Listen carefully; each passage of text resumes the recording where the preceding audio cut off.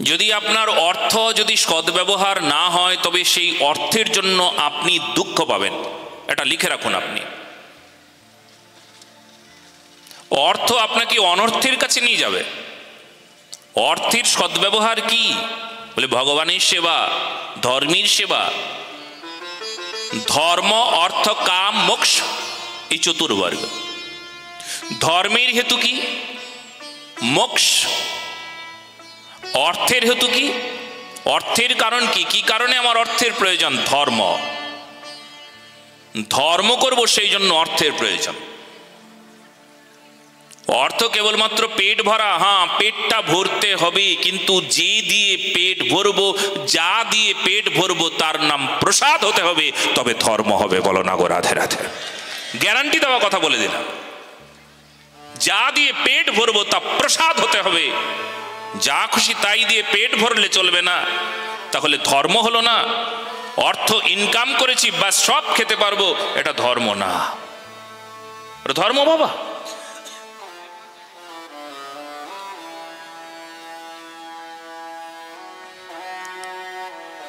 এই কথাটা লিখে রাখুন। ধর্মের হেতু অর্থ নয়, অর্থের হেতু ধর্ম। অর্থটা যদি সৎ কাজে ব্যয় না করি তাহলে সেই অর্থ আমাকে দুঃখ দেবে, যন্ত্রণা দেবে। দেখবেন অনেকেরই টাকা আছে, সৎ কাজে ভগবত সেবায় লাগায় না, আর সেই টাকাগুলো ভেলুরে গিয়ে কষ্ট দেয়, যন্ত্রণা দেয়, শেষ হয়ে যায়। এমন উদাহরণ তো লাখ লাখ আছে আপনাদের সামনে। উনি সৎ কাজে টাকাগুলো লাগান নাই, দেশের কাজে লাগান নাই, সমাজের সেবায় লাগান নাই, ধর্মের সেবায় লাগান নাই। ওনার টাকা অনেক আছে, আর সেই টাকা মানুষকে দুঃখ দিচ্ছে। অর্থের এক নাম লক্ষ্মী। লক্ষ্মী কোথায় গিয়ে শান্তি পায়? লক্ষ্মী নারায়ণী গিয়ে শান্তি পায়। লক্ষ্মী নারায়ণীর চরণেই লক্ষ্মীকে দিতে হয়, তবে লক্ষ্মীর আনন্দ। লক্ষ্মী আছে, আপনি সেই লক্ষ্মীকে অসৎ কাজে ব্যয় করবেন, আপনার ভোগেই লক্ষ্মীকে লাগাবেন, আপনার কামনায় লক্ষ্মীকে লাগাবেন, আপনার মোহ মায়ায় লক্ষ্মীকে লাগাবেন। সে লক্ষ্মী চঞ্চলা হয়ে গিয়ে সেই লক্ষ্মী রুষ্টা হয়ে যাবেন, আর আপনার বিরুদ্ধে পদক্ষেপ নেবেন। বলো না গো রাধে রাধে। এটাই হচ্ছে আজকাল, এটাই সূত্র জীবনের। এই জন্য অর্থটাকে সৎ কাজে লাগান। গোশালায় সেবা করুন, যেখানেই গোশালা আছি গোসেবায় আপনার অর্থকে লাগান। গোসেবা না করলেই সনাতন ধর্ম রক্ষা হবে না। আজকে দেখবেন গোমাতাগুলো কি পরিস্থিতি, রাস্তায় ঘাটে যেখানে সেখানে পড়ে পড়ে আছে। ক্ষুধার্ত গোমাতা যেখানে সেখানে মুখ দিচ্ছে, ক্ষুধার্ত যে তাই যেখানে সেখানে মুখ দিচ্ছে। মা অসুস্থ, কলিকালের প্রভাব বড় ভয়ঙ্কর একটা পরিস্থিতি সৃষ্টি করেছে গো মা। ধর্ম ঠিক নাই, ধর্ম হচ্ছে না। মানুষের অর্থ ঠিক আছে, কিন্তু অর্থগুলোকে একদম এমনভাবে মজুত করে রেখে দেয়, সঞ্চিত করে রেখে দেয়, সেবা যেন ওটাই হচ্ছে। ছেলের জন্য রাখবো, ভবিষ্যতের জন্য রাখবো, তবে সবচাইতে বড় ভবিষ্যৎ তার নাম মৃত্যু। সেটাকে মানুষ ভুলে গিয়েছে, জানা নাই মৃত্যু মানুষের ভবিষ্যৎ। টাকা ভবিষ্যৎ নয়, ভবিষ্যৎ তো মৃত্যু। সেই জন্য প্রয়োজনীয় অর্থ যতটুকু প্রয়োজন ততটুকু ব্যবহার করুন। প্রয়োজনের অতিরিক্ত যখন আপনি আপনার আনন্দের জন্য, সুখের জন্য, ভোগবিলাসের জন্য, ঐশ্বর্যের জন্য আপনি সেটিকে ব্যবহার করবেন, তা আপনাকে দুঃখ দেবে। মজা মানুষকে সাজা দেয়, এটা মানুষের জানা নাই। আপনি মজা করছেন, কিন্তু মজায় ভগবান নাই। যে মজা মানে মজা শব্দে আনন্দ, কিন্তু আপনি মজা করছেন, ভগবান ছাড়া মজা করছেন। আর সেই মজা কি দেবে? আপনাকে সাজা দেবে। আপনি মজা করেছেন, সাজা পাবেন না তা তো হয় না। যারা ধর্ম জানে না তারা মজা করে, আর মজা করে সাজা পায়। আর যারা ধর্ম জানি তারা ধর্ম নিয়েই মজা করে, তাদের মজার উদ্দেশ্য রাধা গোবিন্দ নিতাই ভগবত নাম, ভাগবত, ধর্ম, সত্য, শান্তি, দয়া, সেবা, মানব কল্যাণ, এই আনন্দ। তাছাড়া এই বাদ দিয়ে যদি কেউ মজা করেছো, তবে সেই মজা তোমাকে সাজা দেবে, যন্ত্রণা দেবে। তোমার জীবনে যন্ত্রণা ধেয়ে আসছে। রাজা সত্রাজিৎ এত সম্পদশালী ছিলেন, কিন্তু সেই সম্পদ সৎ ব্যবহার জানত না। আজকে মানুষ এত দুঃখ পায় কেন? তার সম্পদকে সৎ ব্যবহার না করে। যা কিছু আছে সমস্ত সম্পদ, সম্পদ কেবলমাত্র যে টাকা পয়সা তার সম্পদ না। সম্পদ তো আমার হৃদয়ে সদ্ভাবনা, সংস্কার, নিয়ম, নীতি, শ্রদ্ধা, বৈরাগ্য, ধর্ম, সম্পদ গো। আমি যদি শ্রদ্ধাশীল হই, আমি যদি কাউকে শ্রদ্ধা করতে পারি, সে আমার সম্পদ। আমি আমার মাকে শ্রদ্ধা করছি, আমি আমার বাবাকে শ্রদ্ধা করছি, বাবা মায়ের মতন ঠিক পাশের বাড়ির আরেকজনকেও একই রকম ভাবে শ্রদ্ধা করছি, জেনে রাখো এটা আমার সম্পদ। এই সম্পদ সংগ্রহ করেছো কেউ? এই সম্পদ না। অর্থই কেবলমাত্র সম্পত্তি না।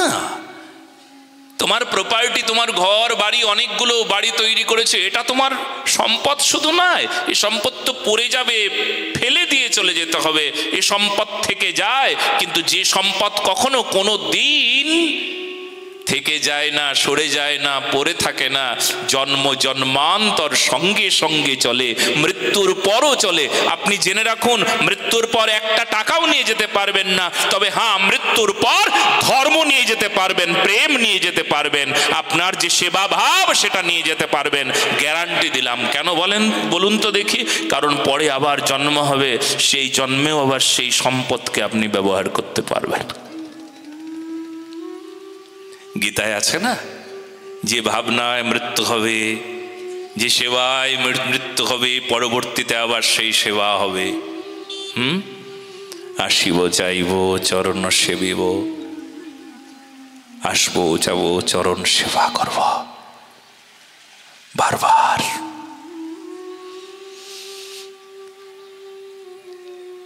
রাজা সত্রাজিৎ, তার কাছে ভগবান এলেন। একটা খণ্ড দেশের রাজা, সেই সময় অখণ্ড ভারতবর্ষের চক্রবর্তী সম্রাট ছিলেন কে? না, এই যদুবংশের। ভগবান কৃষ্ণ গিয়ে বললেন, রাজা সত্রাজিৎ, তুমি এক কাজ করো, তুমি একটা খণ্ড রাজ্যের রাজা, ঠিক আছে, তুমি তোমার যে সামন্তক মণিটি পেয়েছো সেটা রাজা উগ্রসেনকে দিয়ে দাও। চক্রবর্তী সম্রাট উগ্রসেন, দেশের রাজা, দাও। সত্রাজিৎ বললেন, কেন দেব? এটা তো আমার সম্পদ। সূর্যের তপস্যা আমি করেছি, পরিশ্রম আমি করেছি, সব আমার জিনিস, এটা আমি কেন দিতে যাব? কেন দেশকে দিতে যাব? কেন উগ্রসেনকে দিতে যাব? এটা আমার জিনিস, আমি ভোগ করব। বলে, ঠিক আছে, তুমি সামন্তক মণিটি না দাও, কিন্তু প্রতিদিন যে 8 ভার করে স্বর্ণ হয় তার কিছুটা দাও। বলে, না, আমি সেটাও দেব না। স্বর্ণটা তো আমার ওই মণি থেকেই প্রাপ্ত হয়। এই মণি যদি আমার হয়, তাহলে স্বর্ণের থেকে, মানে মণি থেকে যে স্বর্ণ লাভ হয়, স্বর্ণটাও আমার, আমি ওটা কাউকে দেব না। সব আমার জিনিস, আমার তপস্যা, আমার ফল আমি অন্য কাউকে দিতে যাব কেন? আমার কর্মের ফল আমি কাকে দেব? ঠিক রাজা সত্রাজিতের এই চরিত্র কিন্তু আজকে মানুষের মধ্যে দেখতে পাওয়া যায়। তার মানে আমি তপস্যা করেছি, আমি পরিশ্রম করেছি, আমি কষ্ট করেছি, এসব আমার জিনিস। আমি পরিশ্রম করে আমি টাকা ইনকাম করব, অন্যের মঙ্গলের কথা ভাববো কেন? দেশের কথা ভাববো কেন? ঠিক এটাই হচ্ছে সমাজের সব চাইতে নিম্ন শ্রেণীর সংকীর্ণ মনের মানুষের কথা। আমি তপস্যা করেছি, আমি সাধন করেছি, আমি আবার দেখতে যাব কেন দেশ? দেখতে যাব কেন ধর্ম? ধর্মের যা খুশি তাই হোক, ধর্ম 12টা বেজে যাক, আমি ঠিক থাকি। তাই হয় কখনো? তুমি যেখানে আছো সেই দেশ, সেই জাতি, সেই ধর্ম বিনষ্ট হয়ে যাবে। আগুন লেগেছে গ্রামে, তোমার বাড়িটাও ওই গ্রামেই আছে, পুড়বে না? তুমি জানো তোমার বাড়িটাও তো ওই গ্রামে, পুড়ে তো ছাই হয়ে যাচ্ছে। তুমি মনে মনে ভাবছো যে সব বাড়ি পুড়ে যাবে, আমার বাড়িটা পুড়বে না। আগুন জ্বলেছে দাউ দাউ করে, তোমার ঘরেও আগুন লাগবে। সচেতনতা এটা প্রয়োজন, যাতে আগুন না লাগে। তার জন্য সঙ্গবদ্ধ জীবন, একসঙ্গে থাকতে হবে। সবার কল্যাণ সাধনই তোমার কল্যাণ হবে, সবার মঙ্গল সাধনই তোমার মঙ্গল হবে। তুমি একা যদি মঙ্গলের কথা বলো, তাহলে তোমার মতন সংকীর্ণ মন মানুষের কখনো কোনোদিন মঙ্গল হবে না। মঙ্গল যদি চাইতে হয়, মঙ্গল যদি প্রাপ্ত করতে হয়, তাহলে মঙ্গলের একমাত্র উপায় হচ্ছে সবার মঙ্গল। আর সবার মানে এখানে জাতি, ধর্ম, এখানে দেশ, এখানে দেশবাসী, সবার কথা তোমাকে ভাবতে হবে। এই যে উদার চরিতানান্তু বসুধৈব কুটুম্বকম, এখানে উদার চরিত্রের কথা। যখন দেশের কথা কেউ ভাববে, সমাজের কথা ভাববে, ধর্মের কথা ভাববে, তখন আর নিজের কথা ভাববার সময় থাকবে না। নিজের কথা ভাবলে দেশের কথা সে ভাবতে পারে না, ধর্মের কথা সে ভাবতে পারে না। নিজের কথা ভাবনা পরিত্যাগ করলেই দেশের কথা ভাবা যায়। আপনি যদি আপনার ঘরের কথাই ভাবেন, তাহলে পড়শির কথা ভাবতে পারেন কি? সমাজের কথা ভাবতে পারবেন কি? এখানেই মানুষ পিছিয়ে গেল। সর্বনাশীর একমাত্র কারণ এটা। যাক, এই লোকটার অকল্যাণ হয়েছে, আমার মেয়ে তো ঠিক আছে। ওই মেয়েটার এরকম ঘটনা শুনলাম যে জেহাদিরা তাকে নিয়ে গিয়েছে, নিয়ে যাওয়ার পর তার গলাটা কেটে ওই বন জঙ্গলে ফেলে দিয়ে চলে গিয়েছে।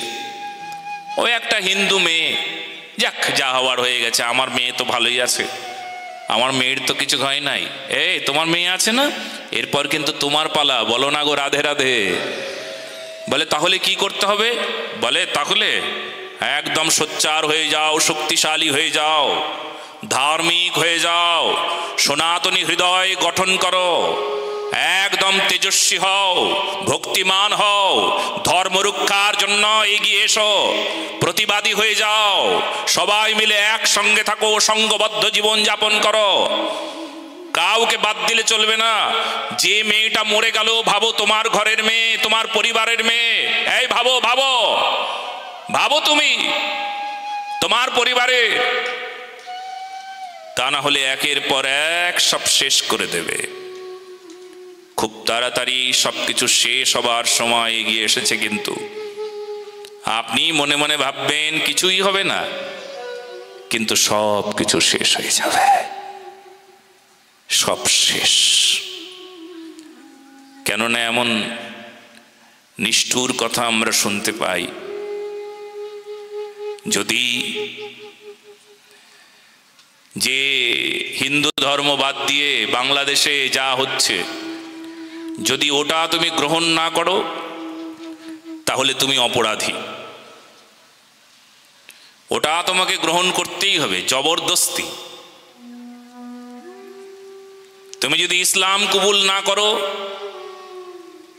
তাহলে তুমি বধের যোগ্য, তোমাকে বধ করা হবে। হ্যাঁ, আর যদি সংখ্যা গুরু স্থানে, যেখানে সংখ্যা গুরু, সেখানে যদি সংখ্যালঘু হয় তারা, তবে তারা অধিকার কায়েম করবার জন্য নানা প্রকার জিহাদি ষড়যন্ত্র তৈরি করবে। বাংলাদেশের পরিস্থিতি ধীরে ধীরে এই প্রকার হয়ে গিয়েছে, আমাদের ভারতবর্ষটাও তছনছ করে দেওয়ার ষড়যন্ত্র করছে। আমি শুধু এই কথা বলছি না, মুখে বলছি না, প্রমাণ আজকে। বড় অসহায় মানুষ, বাঙালিরা পিছিয়ে গেছে, সনাতনীরা পিছিয়ে গেছে, ধার্মিকরা পিছিয়ে গেছে, শুধু একমাত্র একটাই কারণ, লোভে পড়ে। লোভ সর্বনাশ করে দিল, স্বার্থপরতা শেষ করে দিল। আর এই স্বার্থপরতা, লোভ আজও ধর্মহীনতারই প্রমাণ দিচ্ছে। এই জন্য আপনাদের কাছে অনুরোধ, সনাতনীরা সঙ্গবদ্ধ হন, একসঙ্গে চলুন। কারুর কোনো হিম্মত নাই আপনার বিরুদ্ধে একটা কথা বলবার। আপনারা হয়তো এখানে মনে করছেন আমরা এখানে ভালো আছি জামতারাতে, কিন্তু এমন অনেক জায়গা আছে যেখানে আমাদের মন্দির, কিন্তু আমাদের মন্দিরের ঘণ্টা বাজানো নিষেধ। আমাদের মন্দিরে একটু নাম সংকীর্তন হবে, মাইকটা লাগিয়েছি, মাইক বাজানো নিষেধ। আমাদের মন্দির অথচ আমাদের না, এমন পরিস্থিতি। ধীরে ধীরে ধীরে ধীরে ধীরে ধীরে ধীরে ধীরে ধীরে ধীরে এখানে আসবে না, আপনি কি করে বলতে পারেন? চারিদিকে ছড়িয়ে যাবে। হ্যাঁ, এক পক্ষ তো চিৎকার করে বলছেন আমরাই এক সময় ভারতবর্ষে আবার মেজরিটি পাব।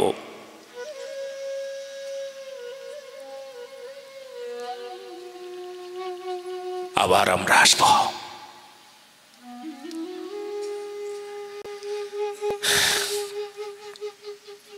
আমি তো বলি, এই পরিস্থিতি যদি চলতে থাকে তাহলে আপনার মন্দিরের পূজার জন্য, মন্দিরের কোনো অনুষ্ঠান করবেন, তার জন্য এমন পরিস্থিতি হবে আপনাকে বাংলাদেশে যেমন হয়, ইমামের কাছ থেকে তার চরণে পড়ে প্রণাম করে লিখিয়ে নিয়ে আসতে হবে যে আমরা ধর্ম করতে চাই। ওদের ইচ্ছায় আমাদের ধর্ম হবে, এমন পরিস্থিতি কিন্তু তৈরি হচ্ছে ধীরে ধীরে।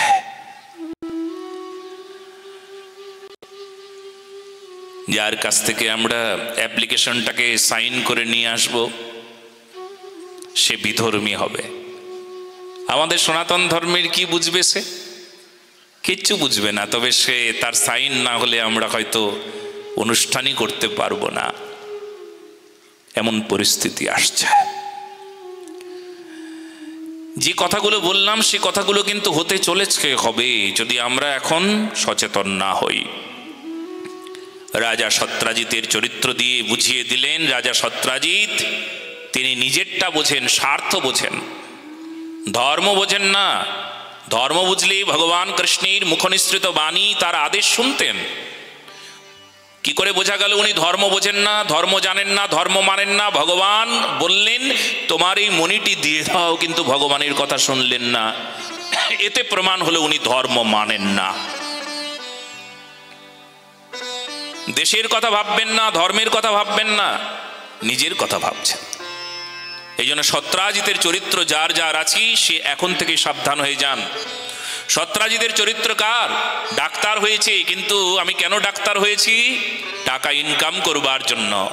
আর যদি টাকা ইনকামই লক্ষ্য হয় তাহলে মানুষের অর্গানগুলো কেটে, ভালো মানুষ কিন্তু হয়তো একটা সাইড একটু কিডনিতে পাথর হয়েছিল, কিন্তু ওনার অর্গানগুলো কেটে আমি বিদেশে পাচার করে দেব যদি আমি অর্থের জন্য ডাক্তার হই। করছে আজকাল কত জায়গায়, এমন ভুরি ভুরি উদাহরণ আছে। মানুষ ডাক্তার তো হতে পারলাম না। মানুষ ডাক্তার হলে তাহলে তো ধার্মিক হয়ে যেতাম। ধর্ম আমাকে মানুষ ডাক্তার বানিয়ে দেয়। এই জন্য আমরা যখন কোনো ছাত্রদের সঙ্গে কথা বলি, ছাত্ররা যখন আমাদের কাছে আসে, আমরা যখন ছাত্র শিবিরের আয়োজন করি বিভিন্ন জায়গায়, তখন সব ছাত্ররা আমাদের কাছে আসে। আমাদের একমাত্র লক্ষ্যই থাকে একটা, যে যদি তুমি ডাক্তার হও তবে ধার্মিক ডাক্তার হও, মানুষ ডাক্তার হও। যদি কোনো পেশেন্ট আসে তবে পেশেন্টের সঙ্গে সৎ ব্যবহার করো, এমন কোনো ব্যবহার করো না যেখানে তুমি অর্থের জন্য তার সর্বনাশটা করেছো, অমানবিক হয়েছো, এমন কখনো কোনো দিন করো না। তবে তুমি এমন ডাক্তার হবার জন্যই এই ধর্মের স্থানে এসেছো।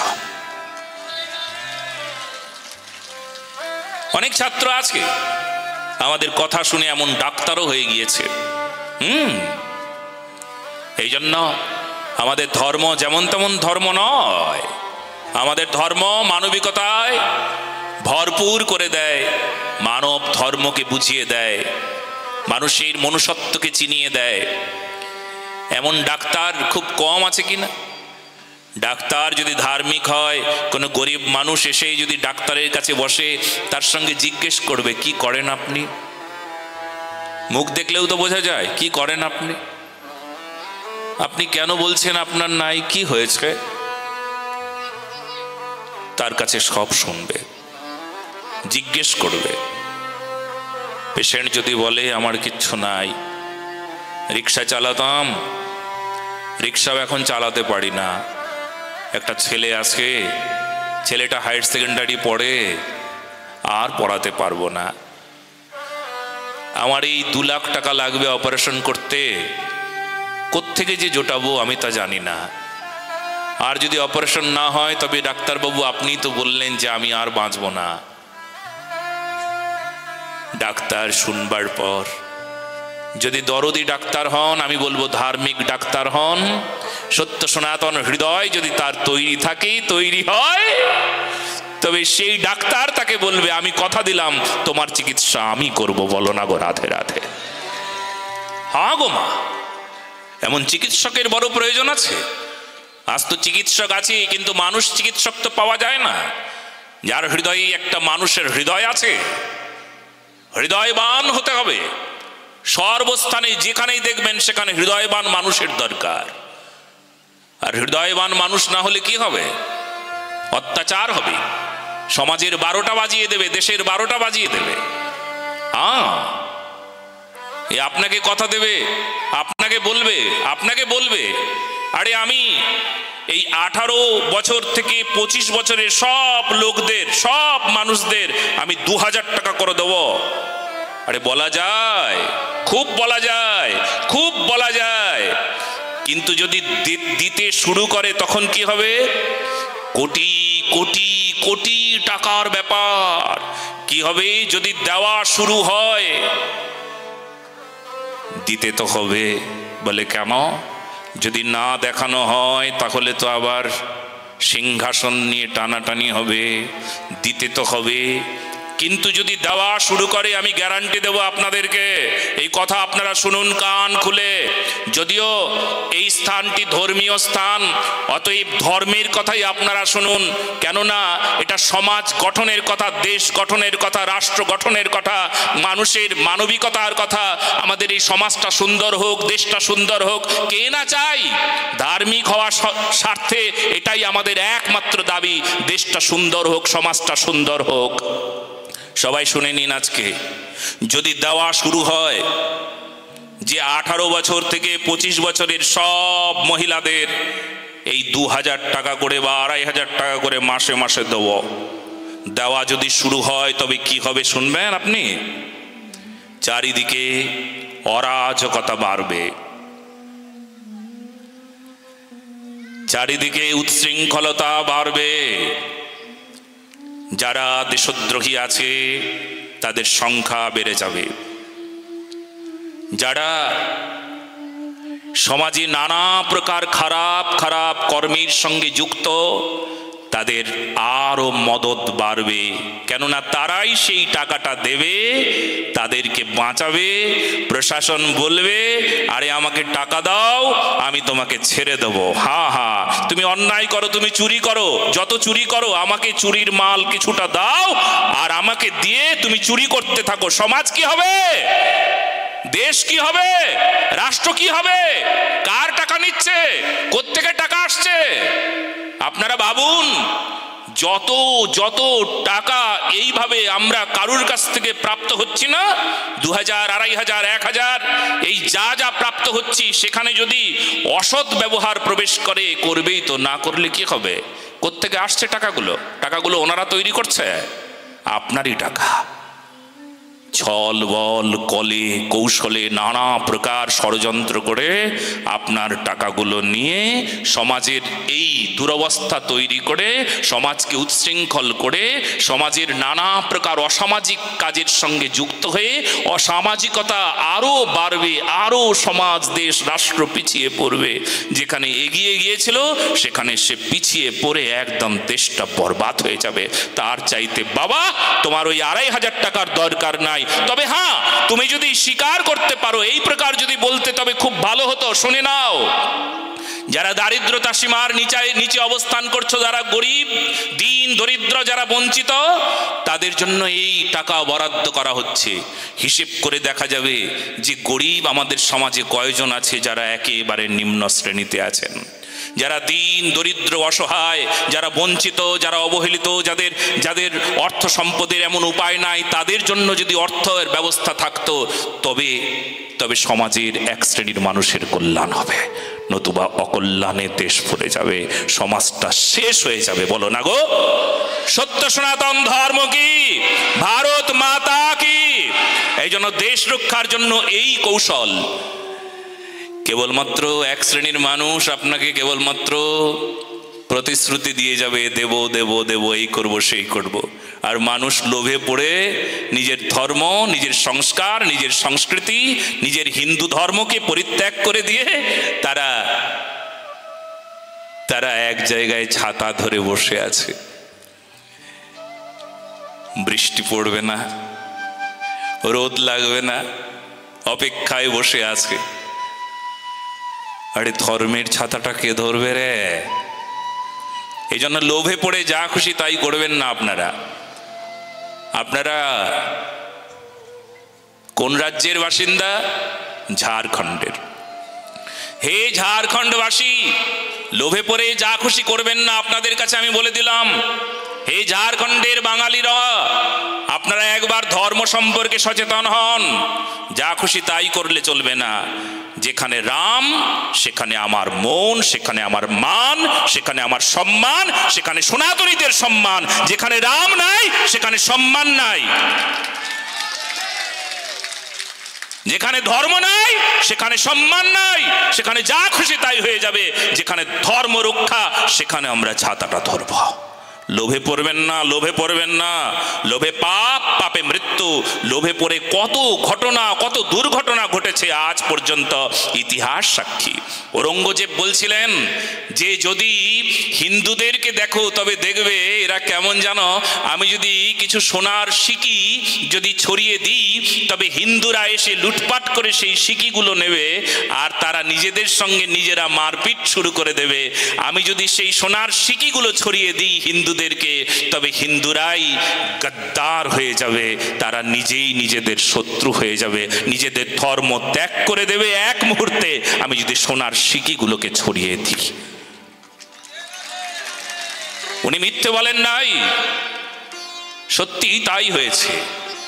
আজও একই প্রকার ঘটনা ঘটছে। ঔরঙ্গজেব সোনার সিকি ছড়িয়ে দিয়েছিল, আর আজও মানুষকে লোভ দেখানোর জন্য হিন্দু ধর্ম পরিত্যাগ করে, সত্য সনাতন ধর্মকে পরিত্যাগ করে এরাও ঠিক সিকিগুলো ছড়িয়ে দিচ্ছে। নাও, নিয়ে নিজের 12টা বাজিয়ে দাও। সত্য সনাতন ধর্ম কি? মানুষ হন। বুকে হাত দিয়ে একবার ভাবুন আমার করণীয় কি। আজ থেকে সুন্দর এটা সমাজ গঠনের জন্য সংকল্প করুন। আর সমাজ গঠনের জন্য ধর্ম প্রয়োজন। ধর্ম, সেই ধর্মই মানুষকে কি করবে? মানুষকে পথ দেখাবে। আজকে সচেতন হয়ে যান। আমাদের ভাগবত মহাপুরাণ সেই জন্য এই কথাগুলো শিক্ষা দিচ্ছেন। রাজা সত্রাজিৎ সে বলল, না না, আমি এই মণি দেব না। মণি কাকে দিল জানেন? নিজের ভাই প্রসেনকে। প্রসেন মানে আপনজন, নিজের জন, নিজের দলের মানুষ। আসলে প্রসেন, প্রসেন মানে তোষণ পোষণ, নাম শুনেছেন? তুষ্টিকরণ, পুষ্টিকরণ। কারুর তুষ্টিকরণ করবে, কারুর তুষ্টিকরণের জন্য কারুর সর্বনাশ করবে। যার তুষ্টিকরণ করলে সিংহাসনটা রক্ষা হবে, তার তুষ্টিকরণ হবে। আর সনাতন ধর্মের মানুষগুলো তারা নানা প্রকার সমস্যায় ভুগবে, তারা অত্যাচারিত হবে, লাঞ্ছিত হবে, প্রশাসনের দ্বারাই নিপীড়িত হবে, জেলখানায় বন্দী থাকবে, বিনা দোষে, পাপ করে নাই, কোনো অন্যায় করে নাই, তবুও জেলখানায় বন্দী থাকবে। এর নাম হলো তুষ্টিকরণ, তোষণ নীতি। পূর্ব থেকে ইতিহাস সাক্ষী, ইতিহাসের পৃষ্ঠায় এই তোষণ নীতি ছিল। আজও তোষণ নীতি আছে, যার জন্য আমরা হিন্দুরাও তাই। আমরা এই তোষণ নীতিতে কাউকে এগিয়ে দিয়েছি। কেউ ভাবছি তোষণ করলে আমাদেরই মঙ্গল হবে। আমাদের ঘরের লোক বিধর্মীরা যখন রাম সম্পর্কে, কৃষ্ণ সম্পর্কে, আমাদের সনাতন ধর্ম সম্পর্কে কটূক্তি করে, তাতে মনে হয় এরা বিধর্মী করেছে। আর আমাদের স্বধর্মের ব্যক্তি, আমাদের হিন্দু ধর্মের মানুষ যদি রাম সম্পর্কে, কৃষ্ণ সম্পর্কে, আমাদের ধর্ম সম্পর্কে কটূক্তি করে, কেমন লাগে বলুন তো দেখি? কেন করে এরা জানেন? এরা বলতে চায় আমরা সর্বধর্ম সমন্বয়ের মানুষ, আমরা সেকুলার, সবাইকে সমান দেখি, বলেই সেকুলার, সবাইকে সমান দেখি। আর এরাই হিন্দু বিদ্বেষী, হিন্দুদের প্রতি, সনাতন ধর্মের মানুষের প্রতি অবজ্ঞা, অনাদর করে, তাচ্ছিল্য করে, তাকে যা খুশি তাই এত হেনস্থা করতে পারে। এই তো শোন, রাজা সত্রাজিৎকে বলা হলো, রাজা সত্রাজিৎ, আপনি এই মণিটি আপনার ভাইকে দিলেন। ভাই তো এই মণিটি পড়ে শিকার খেলতে গেল, আর সেখানে তো মরে গেল, একটা সিংহের দ্বারা তার মৃত্যু হলো। না না না না, এটা হতে পারে না। কি হয়েছে? কৃষ্ণ মনে হয় আমার ভাইকে হত্যা করেছে, কারণ কৃষ্ণ এসেছিল মণিটি পাবার জন্য। আমি মণিটি দিইনি, তাই সেই মণিটি কৃষ্ণ চুরি করে নিয়েছে, আর ভাই প্রসেনকে হত্যা করেছে। ভগবানের নামে মিথ্যা কলঙ্ক রটিয়ে দিল। ভগবান কৃষ্ণ গিয়ে বলেছিলেন যে মণিটি দাও, দিল না। ভাইকে দিল, নিজের জনকে দিল। এ নিজের জন, এ দলের মানুষ, যেমনই হোক যোগ্যতা নাই পাবার, মণিটি পাবার যোগ্যতা নাই। মণিকে সংরক্ষণ করা, মণিকে রক্ষা করার তো একটা শক্তি থাকা উচিত, সেটা নাই, কিন্তু তাকেই দেব। বলে কেন? দলের লোক যে। মানে এখানে বলতে চাইছে যে উনি আসলে গরিব না। এই লোকটা তো গরিব না গো, এই লোকটাকে ঘর কেন দিলে? হ্যাঁ, এই লোকটা তো গরিব না, ওই লোকটাকে ঘর কেন দিলে? এই দেখো তো পাশের লোকটা কত গরিব, একে ঘর দাও, এ ঘর পাওয়ার যোগ্য। ইনি ভীষণ দরিদ্র, ওনার কেউ নাই, ওনার জমি জায়গা নাই, ওনাকে দাও, ওনাকে দাও। এই লোকটা তো ধনী, এই লোকটাকে ঘর না দিলেও কোনো অসুবিধা হতো না। বলে হ্যাঁ জানি, ওই লোকটা গরিব, আমি জানি, ওই লোকটা ঘর দিলে ভালো হতো, ওই লোকটা গরিব আমি জানি, কিন্তু কি করব? বলে কেন? বলে লোকটা তো আমাদের দলের না, লোকটা আমাদের দলের না। গোপন কথা, ওই লোকটা আমাদের দলের, তাই দিচ্ছি। একে বলা হয় শাসন নীতি।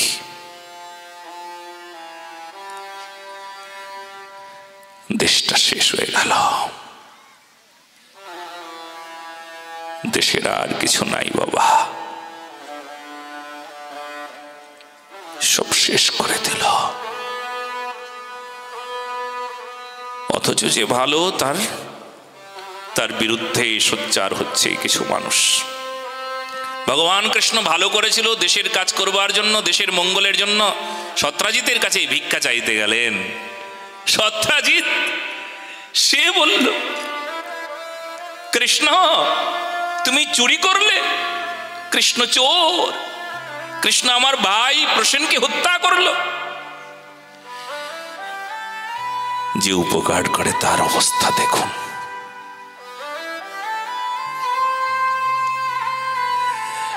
এই জন্য উপকারী ব্যক্তির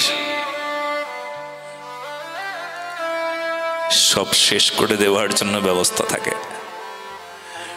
উপকারী বৃক্ষটা দেখবেন তার ছাল থাকে না, ধীরে ধীরে মরে যায়। যে বৃক্ষটা ছালে উপকার হয় না, তার ছাল এমন ভাবে কেটে নেয়, আরে ছাল হোক, তারপর তো তার ছাল বাকলাটা নাও, কিন্তু হতেও দেবে না। আমার স্বার্থের জন্য আমি ওর একটু হয়েছে ছাল কচি হয়েছে, ওটাই কেটে কুটে নিয়ে নেব। দরকার যে বৃক্ষের পাতাগুলো উপকারী না, সব পাতা মুড়িয়ে নিয়ে চলে যায়। আরে একটা দুটো রাখো, গাছের পাতা ছাড়া গাছ তো মরে যাবে গো। গাছের পাতা গাছের রান্নাঘর, গাছের পাতা রাখো। বলে না, রাখা যাবে না, এটা আমার দরকার তাই নিয়ে চলে যাচ্ছি। গাছ মরে যাবে, মরে যাক। উপকারীকে এমন করেই মেরে ফেলে। উপকারী যে, তাই উপকারীকে আর রাখা যাবে না। কেউ তো তাকে ইউজ করে আর কারুর কাছে বঞ্চিত হয়। একদল একে ইউজ করবে, ব্যবহার করবে। কেমন ভাবে? বলে এই লোকটাকে ব্যবহার করলে একটু ভালো হবে, আমাদের একটু উন্নতি আসবে। আবার এক পক্ষ ব্যবহার করলো, আরেক পক্ষ তার সর্বনাশ করলো। কি সমস্যা বলুন তো দেখি? উপকারী ব্যক্তি যেদিকেই যাবে সেদিকেই সমস্যা। তার আগে গেলেও সমস্যা, পিছে গেলেও সমস্যা। কার সাথে মিশবে উপকারী ব্যক্তি? যেখানে যাবে সেখানেই সমস্যা তার। কিন্তু উপকার করতে ছাড়ে না, বেচারা জীবন দিয়ে দেয়, তবু শেষ পর্যন্ত উপকার করে যায়। বৃক্ষের মতন গাছের জল গাছ, গাছের ফল গাছ কখনো কোনো সময় গ্রহণ করে না। গাছের ফল মানুষের জন্য বিতরণ করে। উপকারী ব্যক্তি বৃক্ষের মতন হয়। জল ছাড়া মরে গেল, তবুও কারুর কাছে বলে না আমায় একটু জল দাও গো, আমি আর বাঁচব না। যতক্ষণ শরীর আছে ততক্ষণ পর্যন্ত সেবা করেই যায়। অক্সিজেন দেয় একটা বৃক্ষ।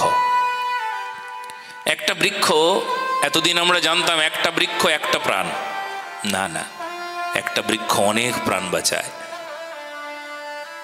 আমাদের সমাজে বৃক্ষ তার মতন বন্ধু নাই।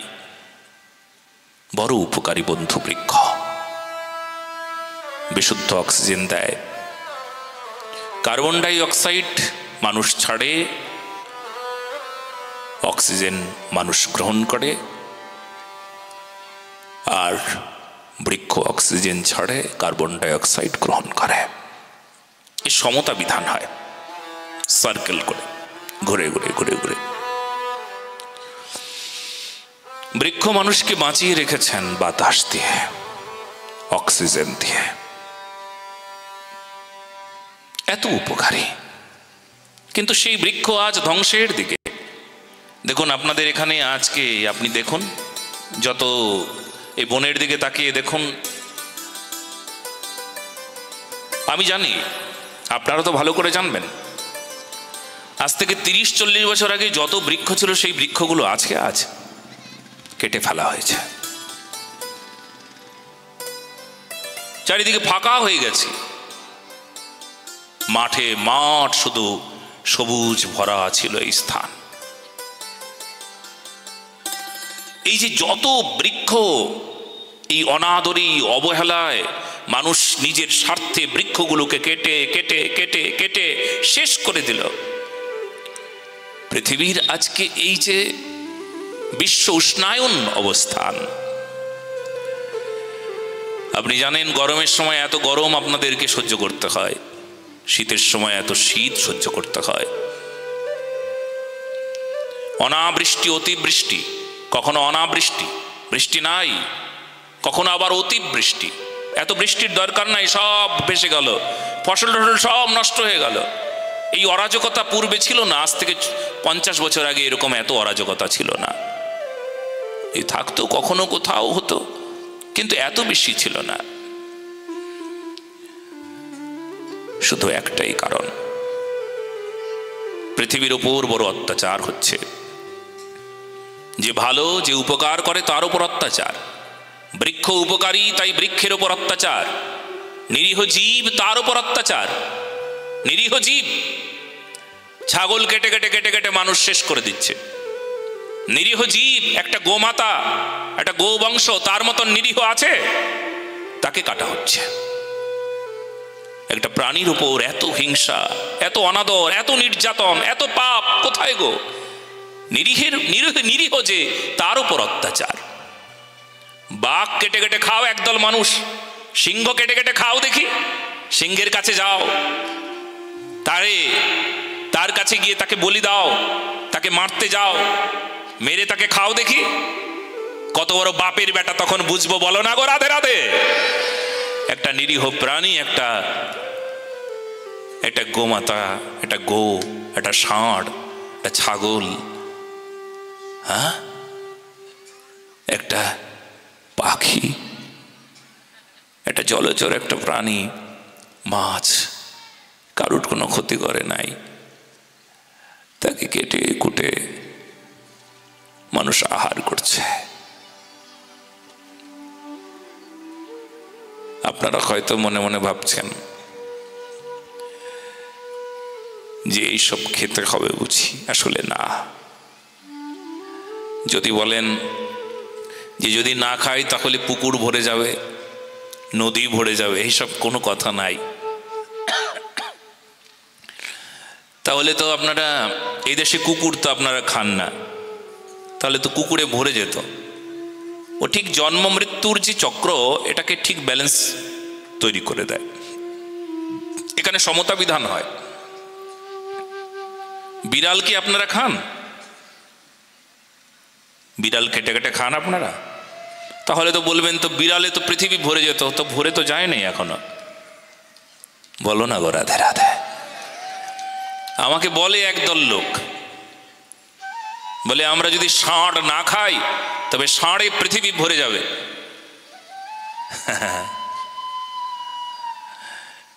শোনো গো মা, শোনো বাবা, চীনের কিছু কিছু মানুষ আছে, মানুষ খায়।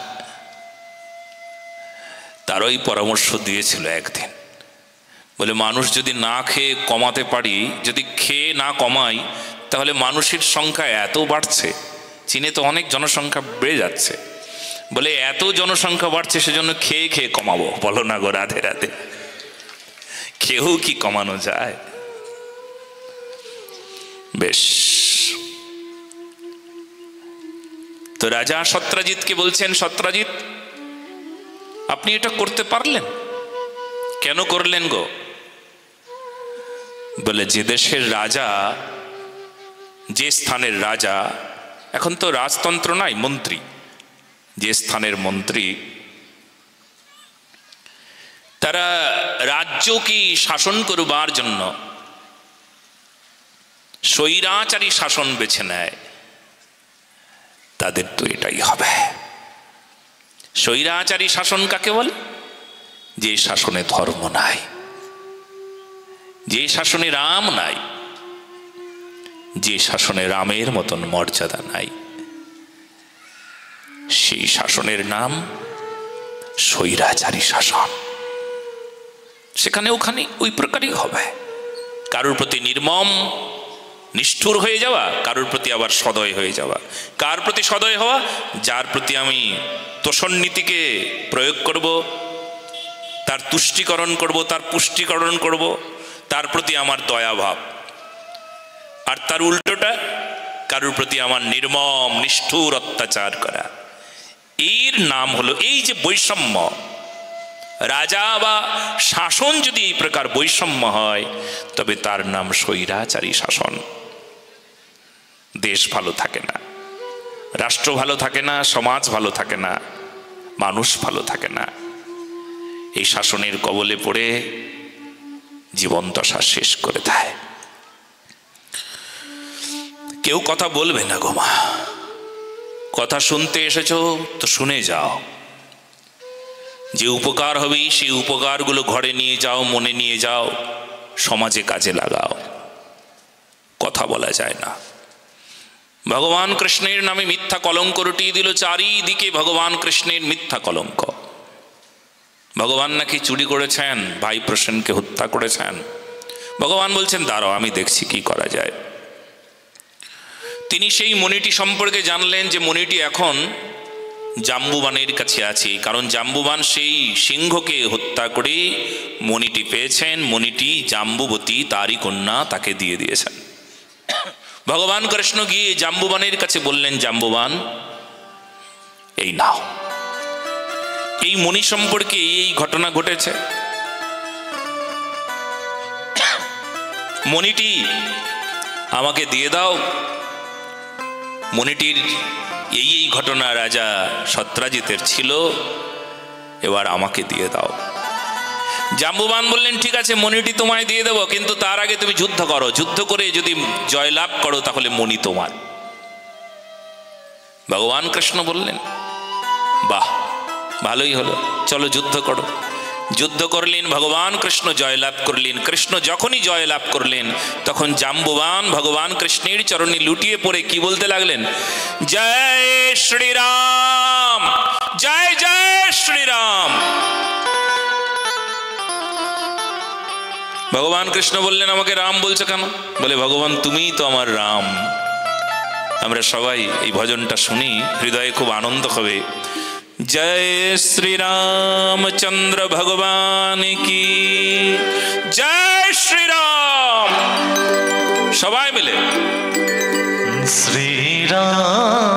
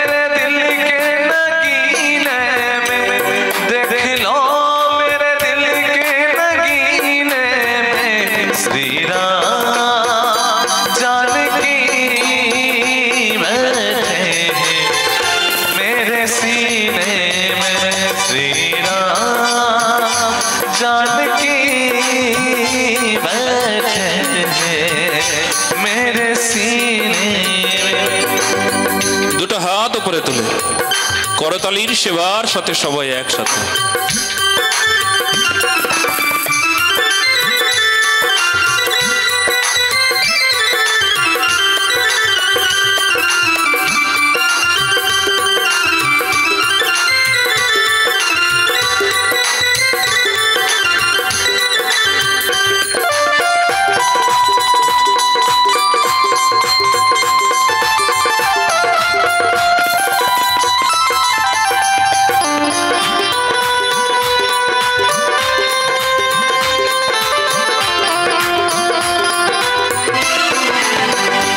मुझको कीर्ति ना वैभव न यश चाहिए, राम के नाम का मुझको रस चाहिए, मुझको कीर्ति ना वैभव न यश चाहिए, राम के नाम का मुझको रस चाहिए। सुख मिले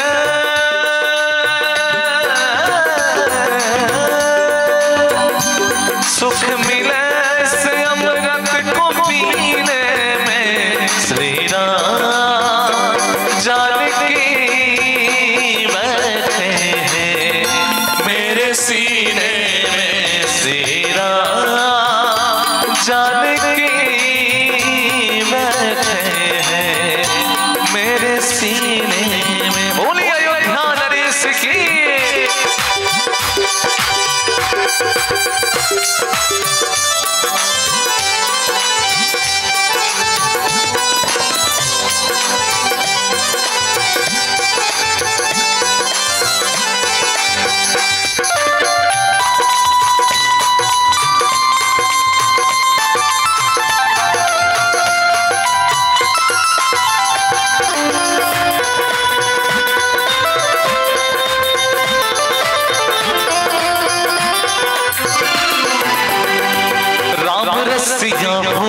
राम सुमरन करूं, सिया राम का सदा ही मैं वंदन करूं। श्री राम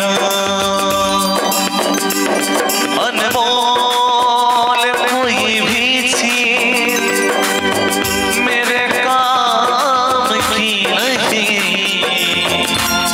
दिखती अगर उसमें छवि मेरे राम की नहीं, कि राम किसी को माने नहीं, ऐसे पापी नहीं मेरे राम, अपने आप मर जाते हैं करके बुरा काम।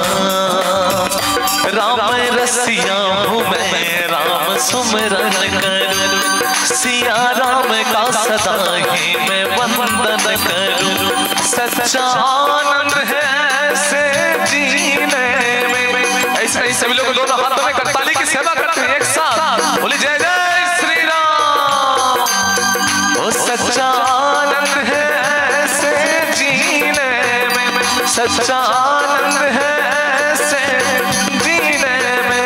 श्री राम जानकी बैठे हैं मेरे सीने में, श्री राम जानकी बैठे हैं मेरे सीने में।